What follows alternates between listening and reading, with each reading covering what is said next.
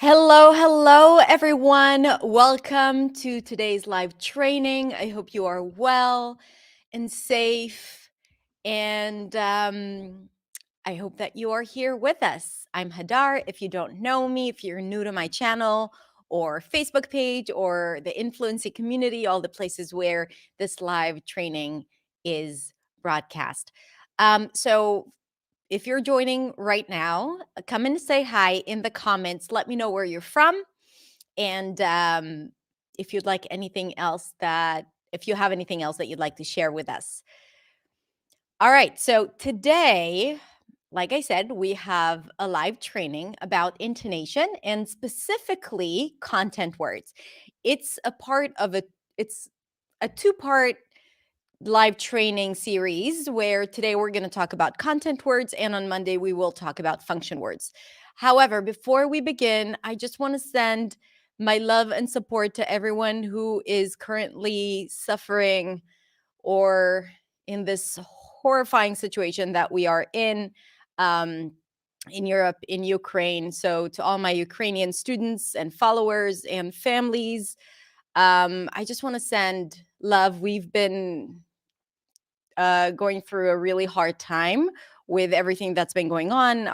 We have team members from Ukraine and from Russia. So navigating through this, and a lot of students from Ukraine and Russia.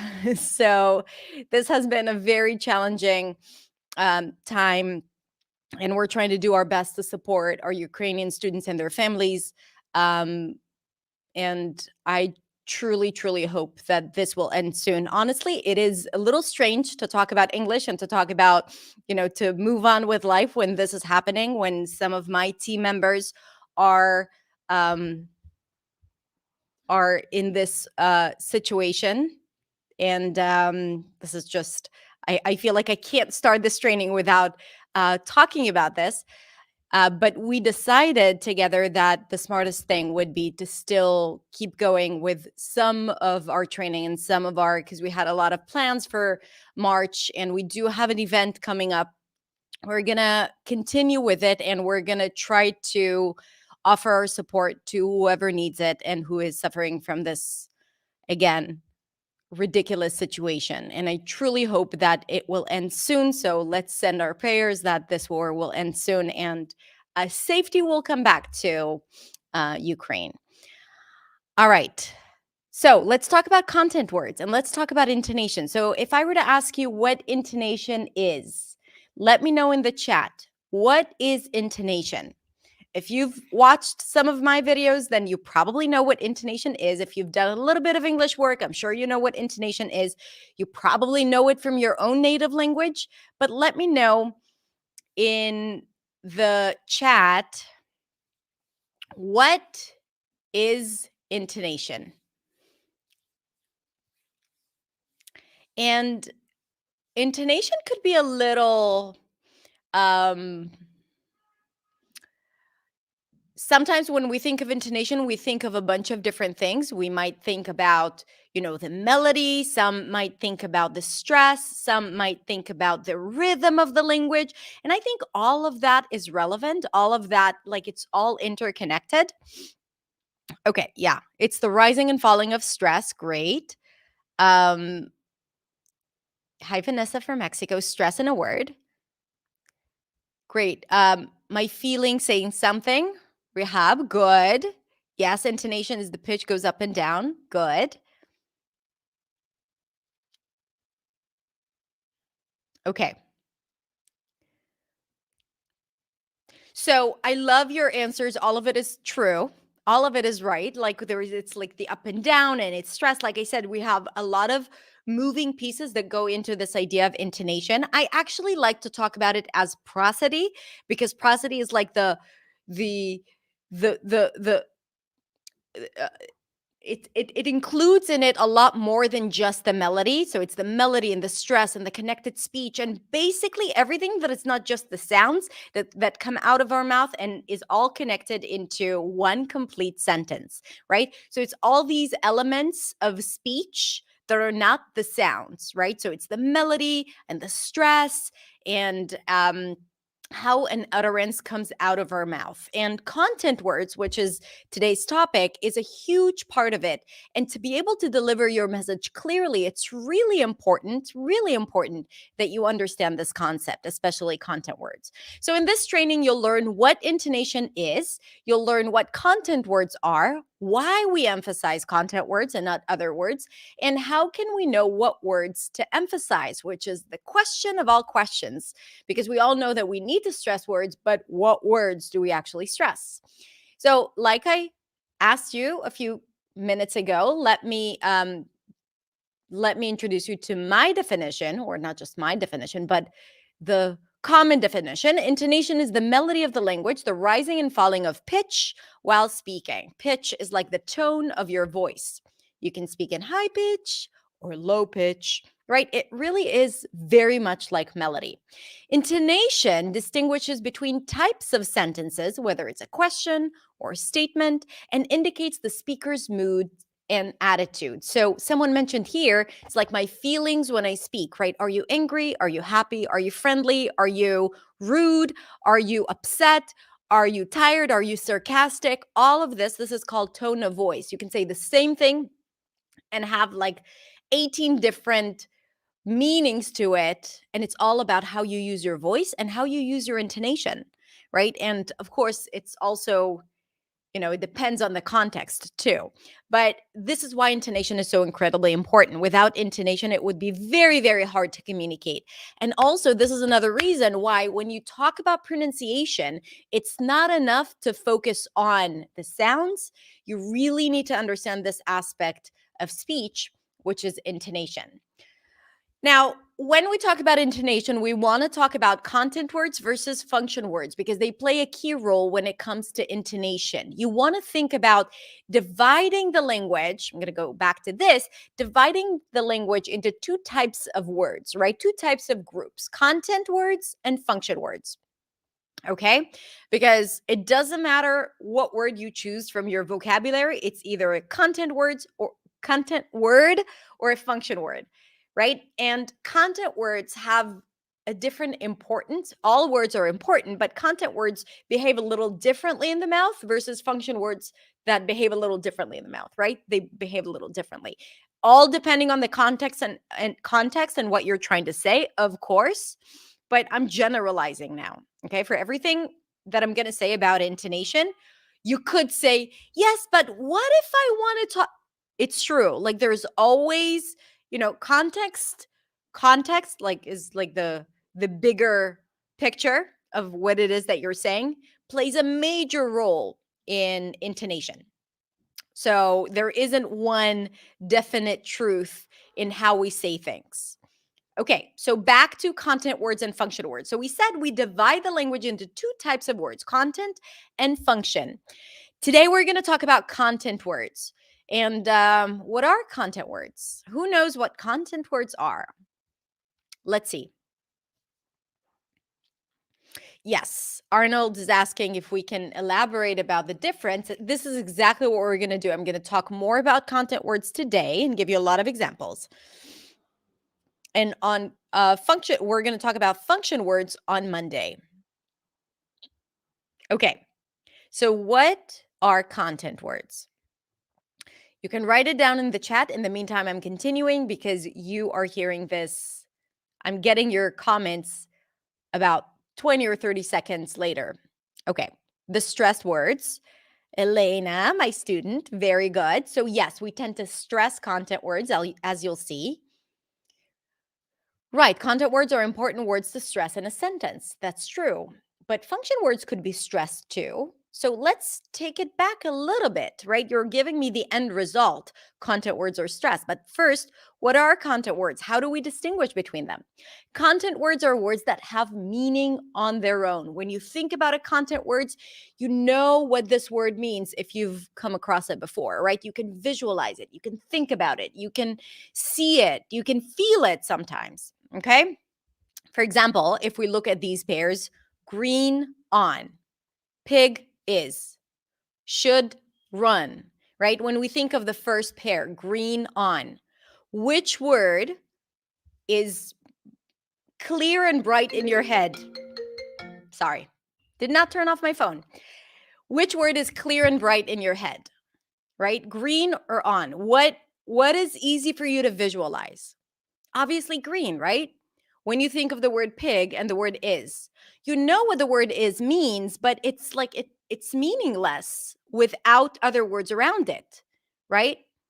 And then should, you know what it means, but the word run, okay, you immediately know there's like a meaning, there's a definition of it in your head, which means that we clearly can tell if a word is a content word or a function word because we can identify it if we know it, right? So, content words are nouns, pig, prince, illness, verbs, run, grow, imagine, adjectives, green, fresh, weird, adverbs, quietly, often, sometimes, well, right? All of these are content words.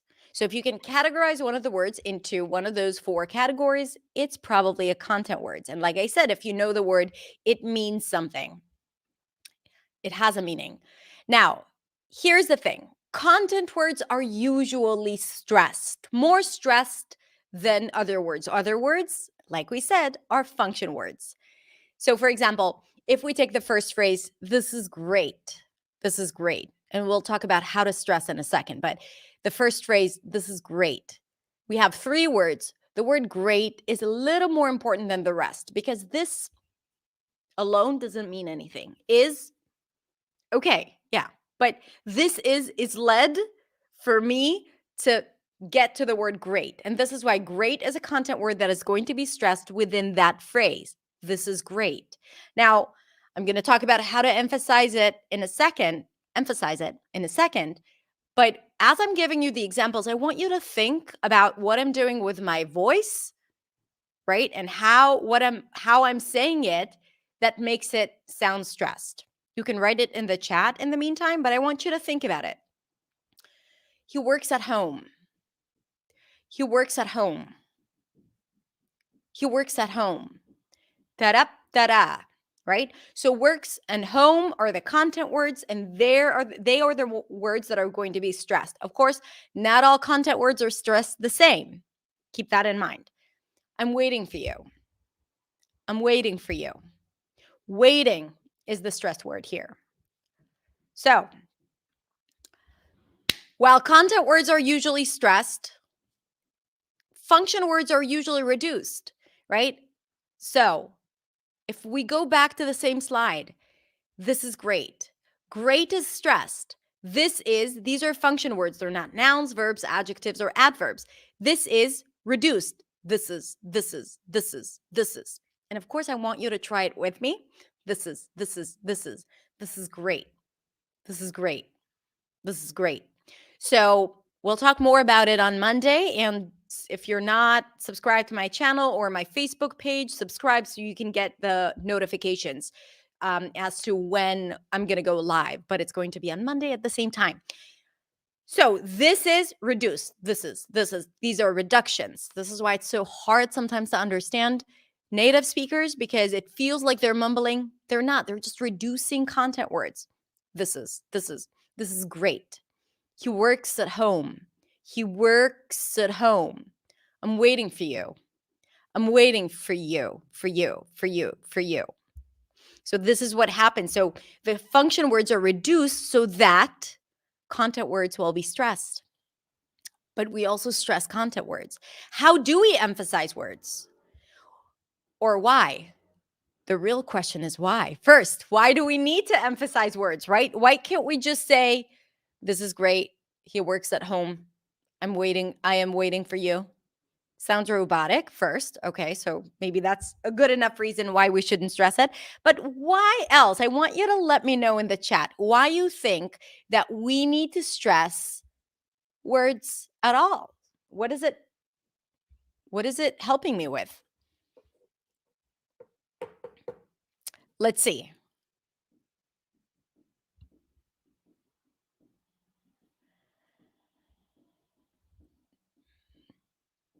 So, why do we emphasize words? We emphasize words to signal new or important information. to the listener. Okay. Content words usually move the idea that we're delivering forward. So we want to signal new and important information to the listener. And because of that, we are stressing some of the words. And also to make our speech more varied, right? In the example of this is great, he works at home, I am waiting for you. Not only that, it's less interesting, people will have a hard time understanding what it is that you're trying to say because our brain is not designed to decipher between what's more important and what's less important on its own. So that distinction is really important for you to deliver your message and also to signal, hey, this is something I want you to pay attention to. This is new and important information, right? Elena says it helps your message reach the listener, right? Give the most important information for the listener. Perfect. Communicate emotions, right? Daisy says. Okay. So there are two elements. We want to deliver the message, and the way we use our voice also affects how the listener perceives our feelings. How do we stress words? Okay, how to stress words. The way we stress words in English, and that's where it gets interesting because different languages stress words differently.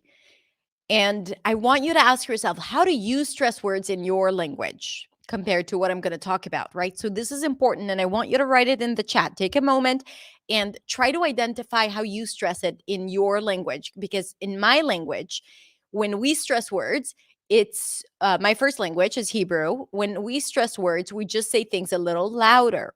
However, in English, to stress words, we raise the pitch or change it, right? Either go higher in pitch or lower in pitch. We prolong the word and we go a little louder. This is great. What do you want? I'm so hungry. I'm so hungry. I don't want to go. I don't want to go. See how long that is? Pitch change, loudness, and length. In many languages, loudness is the default form or the default way in which people stress words. So I want you to ask yourself, is this the only way, or do you use pitch and length as well? A lot of languages don't use length. And this is why I want you to pay attention, because being able to use length to emphasize words is such a great skill to have and a great way for you to improve your communication abilities in English. Let's look at a few examples. The first sentence, don't get me started, right? So we said that to stress words, and let's say we want to stress the two content words here, don't and get. To stress words, we want to make sure that we go louder, higher in pitch, and longer. Don't get me started. Don't get me started. Da, da, da, da, da. Don't get me started. Don't get me started. Da, da, da, da, da. Don't get me started. You're a true friend. Friend is the noun. True, adjective. You're a true friend. You're a. This is a reduction. We'll talk more about it on Monday. You're a true friend. True friend. Ta, ta. True is stressed. Friend is stressed. Friend is a little more stressed than true. You should know better. You should know better. You should. Reduced? No. Notice how I raise my pitch, go louder and longer. You should know better. Listen to how it sounds when I don't do that. You should know better. You should know better. You should know better. Da, da, da, da, da. You should know better. You should know better. Try it. You should know better.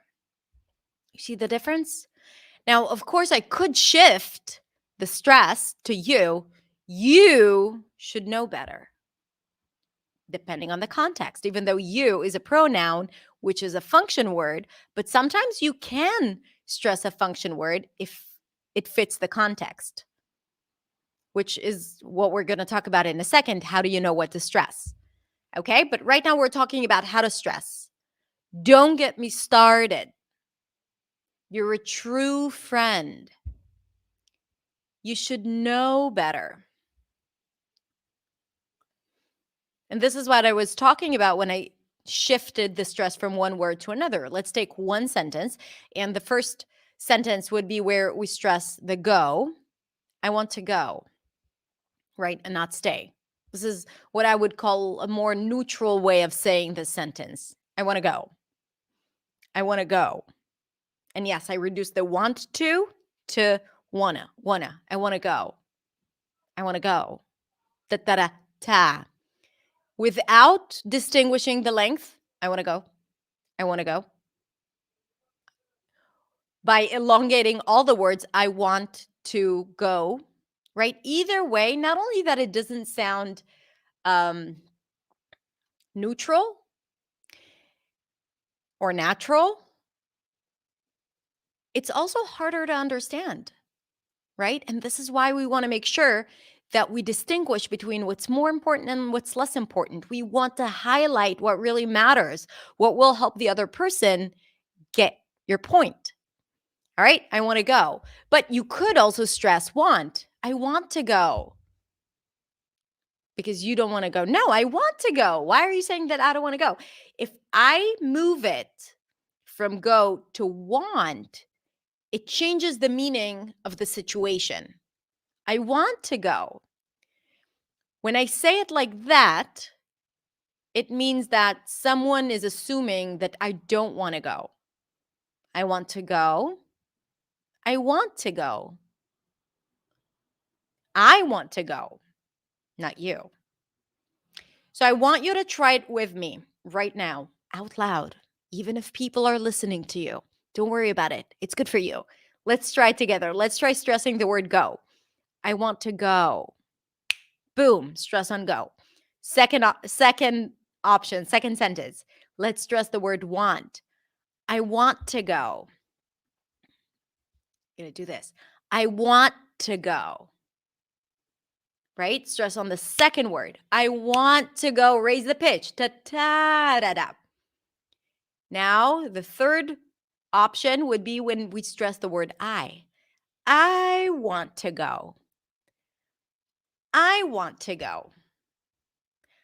So again, let's stress go. I want to go. I want to go. Stressing want. I want to go. 3 different ways, same sentence, 3 different meanings, right? Depending on the word that we chose to stress. So now you're probably asking yourself, yeah, Hadar, okay, great, but how to know what words to emphasize? So a lot of it has to do with just being a human being on this earth and knowing what you want to say and having the intuition to know what word matters, right? Because obviously, I want to go means that it's me versus someone else. And that happens in any language. It has nothing to do with English, right? So the context is universal. Trust yourself in knowing what word matters. The thing that you want to practice is making sure that you're raising the pitch and that you're prolonging the word that you want to stress. So context matters. But I can give you another tip, and this is important. So if you're doing something else, come back to me and listen to this, because if there's one thing I want you to take from this, this is what I'm going to teach you, okay? Look at this sentence. Read it out loud. I'm going to drink some water in the meantime.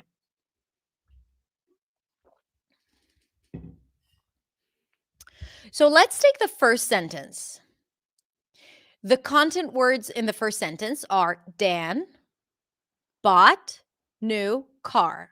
We have Dan, noun, bought, verb, new, adjective, car, noun.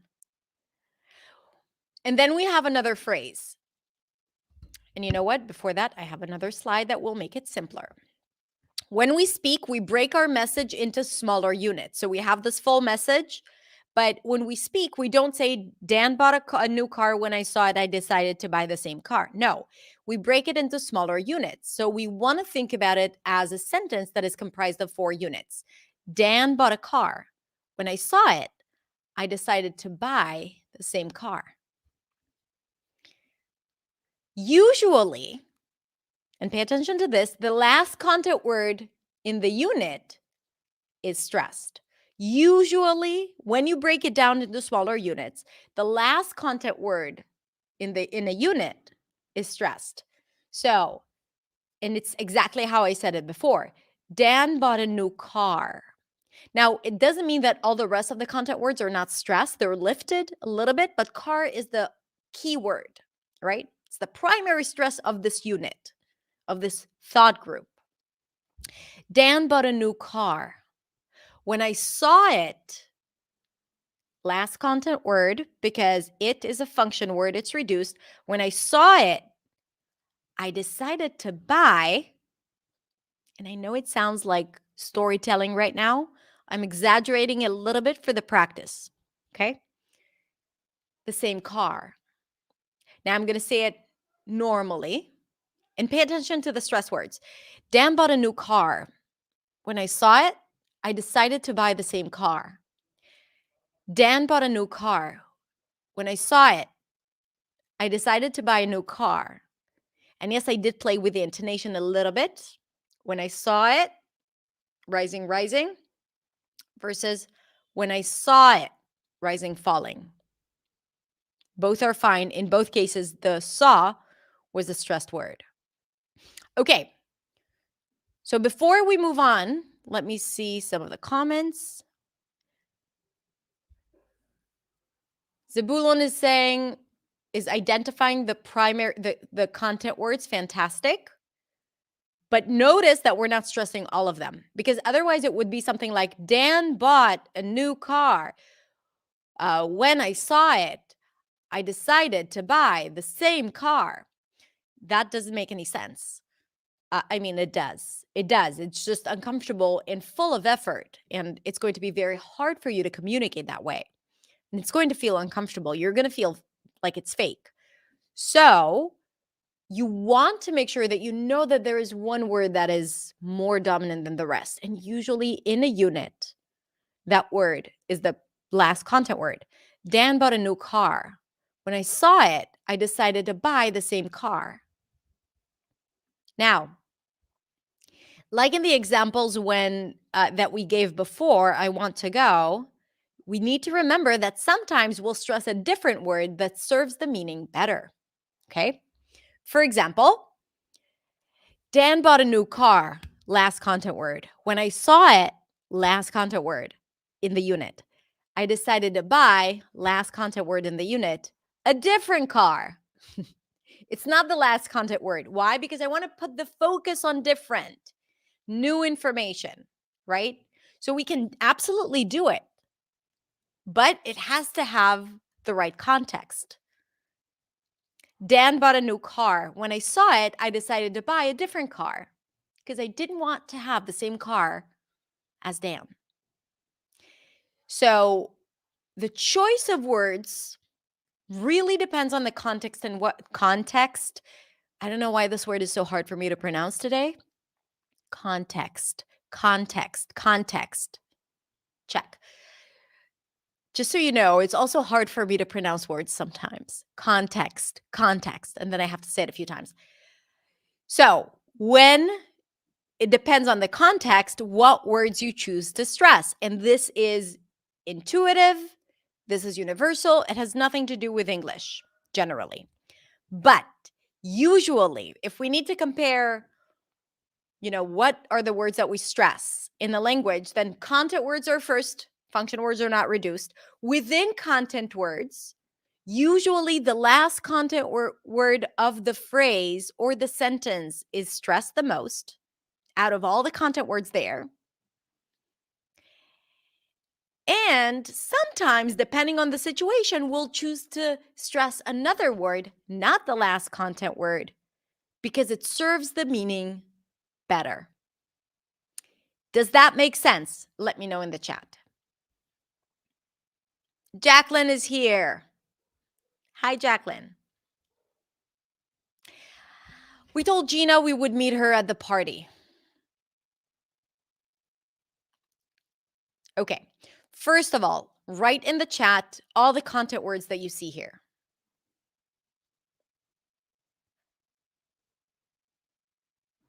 And in the meantime, I'm going to continue, but you do the exercise that I've just given you. Okay? Write in the chat all the content words in this sentence.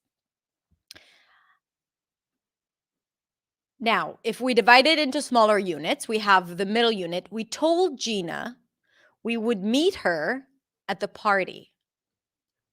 We told Gina we would meet her at the party. So in this case, honestly, you can stress both Gina and told, right? You could say we told Gina we would meet her at the party. But you could also say we told Gina we would meet her at the party, right? If we want to emphasize the told, because maybe she said that she didn't show up. And then you want to say, we told Gina we would meet her at the party. So the choice of words really depends on what message you're trying to deliver. But if there isn't a specific situation that you need to communicate, then just go with the last content word of the phrase. And then that would be, we told Gina we would meet her at the party.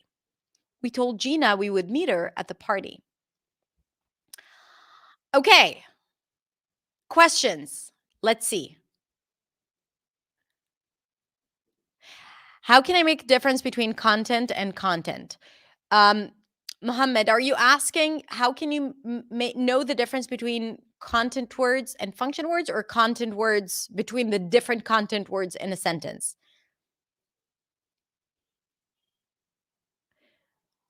Good. Barak says, hi, Barak. Told Gina meet party. Great. Told meet party. Yes, Gina is definitely a content word because it's a noun. A person's name is a noun and it's always stressed, right? It's new information, almost always. Yeah, so Gina, for all of you who wrote it in the chat, Gina told Gina meet party. These are the content words. Let's go back just to show you. Told Gina meet party. All the rest are function words. Okay.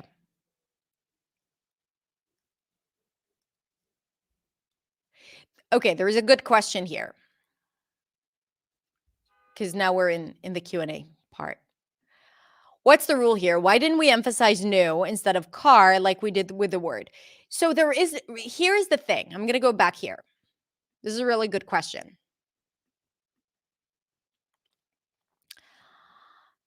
Okay, where's the rule here? Why didn't we emphasize new instead of car? The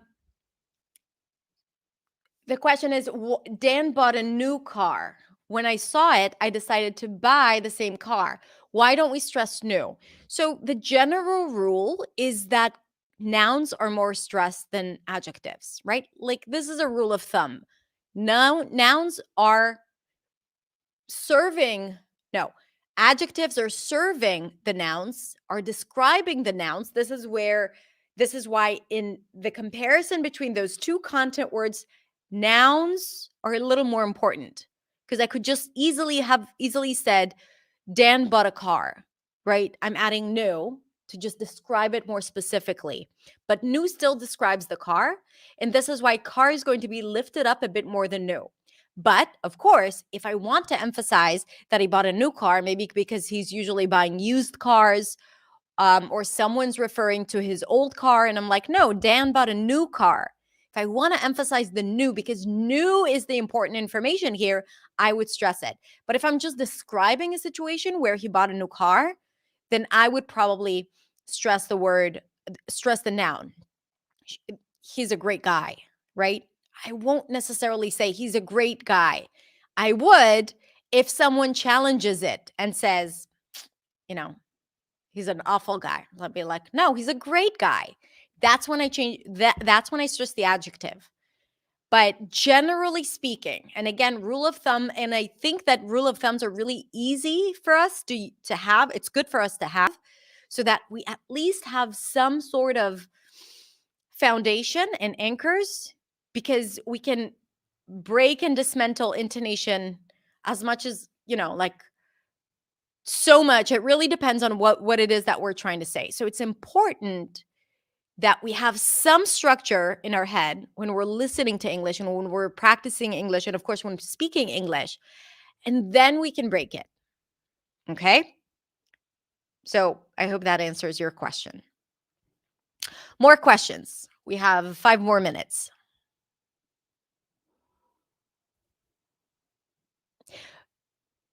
Why did you emphasize by and not decided? Okay, so same question. Why did I emphasize by and not decided? Let's try it. Dan bought a new car. When I saw it, I decided to buy the same car. It's not wrong. It's just less common to have that stress when you have this phrase. And honestly speaking, I would probably think of unit 3 and 4 as one unit. I decided to buy the same car and only stress the word car within that long unit. I broke it down for you so it makes more sense, because there is a little bit of emphasis on buy, following the rule of the last content word of the unit, right? So unless we have a really good reason to stress a word, then the general or the common rhythm and the common stress patterns of English is that the last content word of the phrase or the sentence is stressed, right? So we don't always want to break it. We need to have a good reason. So I decided to buy the same car. It's just a little off. It's not wrong by any means, especially if you're still stressing content words versus function words. But the way it's usually said is that it's kind of like you want to think of it as like a skip.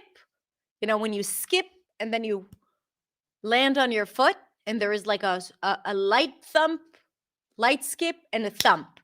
Da-da, da-da, da-da. So I decided to buy the same car. Dan bought a new car, right? Like it's kind of like it's always on the ladder sound. Da-da, da-da, da-da. This is probably very obscure and vague for many of you. You're like, what is she talking about? If that resonated with you, great. If you did not understand what I'm trying to say, please forget about it. It's not that important. Okay? So that is the idea of rhythm, because that's usually how people stress it unless there is something important. I can also say, I decided to buy the same car and not him, right? But you need the context for us to, like, for you to decide to stress a word that is different than the last content word. And this is why I'm saying, like, don't even practice it just yet. I recommend that you start let me just move that. I recommend that you start um paying attention to how people speak, right? Just pay attention. Listen to English, to videos and podcasts and TV, and try to identify the words that are stressed. And now you know how to identify it. It's longer, louder, higher in pitch, different in pitch, right? It lifts up, usually, it's longer. And then you will notice that these are content words. And then also, if you think about this idea that I taught you, last content word of the phrase or the sentence, it'll help you organize the speech as well. Okay. Now, next week on Monday, we will talk about function words. So make sure that you subscribe, or that you come back to either my Instagram at hadar.accentsway. I announce all the lives there. So make sure you follow me there to know when we go live. We have about 5 live trainings coming up in the next few weeks. And also, we do have an exciting event coming up next week, and that is the Fluency Bootcamp. It's absolutely free. It's 14 days. We haven't opened registration just yet. We're opening registrations next week. So make sure that you stay tuned because it's going to be super exciting with daily training. I'm going to go live every single day for 20 minutes and teach you something extremely valuable to help you build powerful habits and also step into the right mindset and develop the ideal strategy for you to succeed in English. So it's a win-win if you join because there's also going to be a lot of practice. And I will talk about intonation too, probably. Okay, if you have any follow-up questions, prepare them and come and ask me them on Monday when we talk about function words. Thank you all so much for being here. Thank you for participating. I loved reading your answers. And I'm just reading some of the comments. I'm going to continue reading all your comments later. Thank you so much. Have a beautiful rest of the day. Be safe. And that's it. Peace and love, everyone. Bye.